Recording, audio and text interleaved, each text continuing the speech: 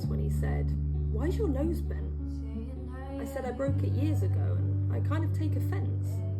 He said, "You know I'm joking. Don't take shit to heart. Now you've ruined a good moment. Do you see how you start shit?" It was shit.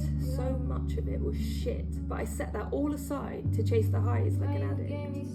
And I banged on so much about his toxic behaviour, but always went back, like my oppressor was the saviour. And everyone was bored of the same old story. But I preferred him at his worst than when he'd ignore me. Because that's how he'd get me. The silent treatment. Trigger abandonment, return when I'm weakened.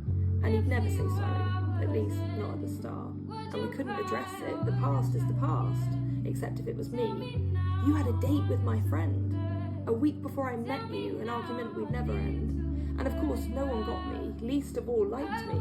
Those girls I went out with, they all despised me. They talk behind your back, say I can do better. Especially the blonde one, what she'd do if I let her." And all those little seeds grew into big weeds until I couldn't trust a soul. Everything was to appease this vampire of a boy who made me question my smile, my clothes and my job. The irony, all the while, he had a girlfriend at home, pregnant with his child, but telling me we should make one. I think it's how he beguiled women into staying, thinking he wants commitment. No, he wants access forever while he stays inconsistent.